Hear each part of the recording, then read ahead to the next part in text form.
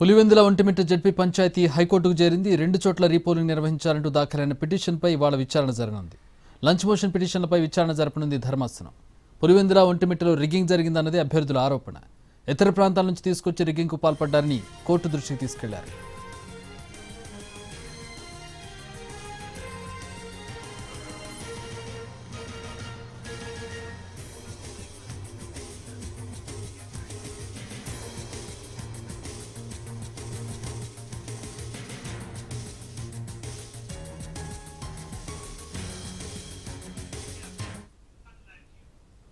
AP హైకోర్టులో lunch motion పిటిషన్లు ఈరోజు విచారణకు రాబోతున్నాయి. పులివెందుల ఒంటిమిట్ట రీపోలింగ్కి సంబంధించి ఈ పిటిషన్లు దాఖలు చేశారు. మా ప్రతినిధి శ్రీకాంత్ జాయిన్ అవుతున్నారు విజయవాడ నుంచి. మరిన్ని వివరాలు తెలుసుకుందాం. శ్రీకాంత్, ఈరోజు కౌంటింగ్ జరుగుతోంది, రిజల్ట్స్ కూడా రాబోతున్నాయి.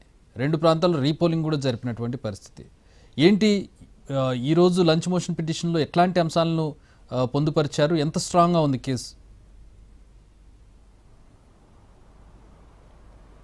చక్రి, పులివెందుల ఒంటిమిట్ట ఈ 2 జెడ్పీటీసీ స్థానాలకు సంబంధించి జరిగినటువంటి పోలింగ్ ఏదైతే ఉందో రీపోలింగ్కి సంబంధించి వీటన్నిటినీ కూడా ఈ పోలింగ్ అంతా కూడా నిబంధనలకు విరుద్ధంగా చట్టవిరుద్ధంగా కూడా నిర్వహించారు. ఈ రెండింటికి సంబంధించి జరిగిన పోలింగ్ ప్రక్రియ మీద స్టే విధించాలని చెప్పైతే అటు వైసీపీ అభ్యర్థులు సుబ్బారెడ్డి, హేమంత్ రెడ్డి ఇద్దరు కూడా నిన్న ఏపీ హైకోర్టులో లంచ్ మోషన్ పిటిషన్లు దాఖలు చేశారు. అయితే నిన్న వాటి విచారణ జరిగే సమయానికి కోర్టు సమయం పూర్తవడంతో ఇవాళ విచారణ చేపడతామని న్యాయస్థానం కూడా చెప్పింది. ఇవాళ కౌంటింగ్ ప్రక్రియ ఉంది కాబట్టి నిన్నే విచారణ చేపట్టాలని అభ్యర్థులు పిటిషనర్లు కోరిన పరిస్థితి కూడా ఉంది. అయినప్పటికీ కూడా ఇవాళ ఫస్ట్ అవర్లో విచారణ చేస్తామని చెప్పి అయితే న్యాయమూర్తి చెప్పారు. ఈ నేపథ్యంలో ఇవాళ 10:30 గంటల సమయంలో దీనికి సంబంధించి 2 పిటిషన్లకి సంబంధించి విచారణ అయితే జరగబోతోంది. ప్రధానంగా పులివెందుల జెడ్పీటీసీ స్థానానికి సంబంధించిన అభ్యర్థి దాఖలు చేసిన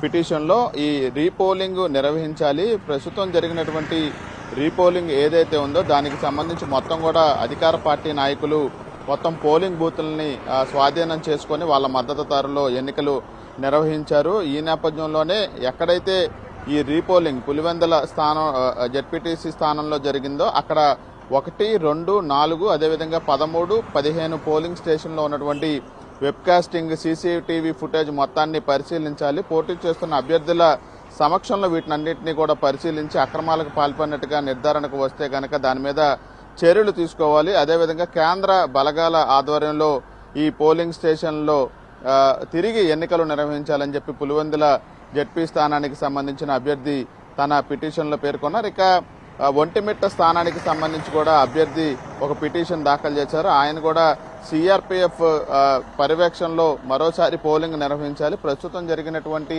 పోలింగ్ అంతా కూడా చట్ట విరుద్ధంగా నిబంధనలకు విరుద్ధంగా పాల్పడ్డారు, ఈ పోలింగ్ అంతా రిగ్గింగ్ జరిగిందనే అంశాన్ని న్యాయస్థానం దృష్టికి తీసుకెళ్లిన నేపథ్యంలో రెండింటికి సంబంధించి ఇప్పటి వరకు జరిగిన పోలింగ్ ప్రక్రియ మీద స్టే విధిస్తూ మరోసారి కేంద్ర బలగాల ఆధ్వర్యంలో ఎన్నికలు నిర్వహించాలని ప్రధానంగా 2 పిటిషనర్లు ఎవరైతే అభ్యర్థులుగా ఉన్నారో వాళ్ళు దాఖలు చేశారు. దానికి సంబంధించి మరికొద్ది సేపట్లో ఏపీ హైకోర్టు అయితే విచారణ చేయబోతోంది. మరోవైపున కౌంటింగ్ ప్రక్రియ కూడా ఇప్పటికే కొనసాగిన నేపథ్యంలో మరి ఈ పిటిషన్ల మీద న్యాయమూర్తి విచారణ జరిపి ఎటువంటి ఆదేశాలు ఇస్తారో అనేది ఆసక్తికరంగా మారింది. Chakri, all right, thanks for the update Srikanth.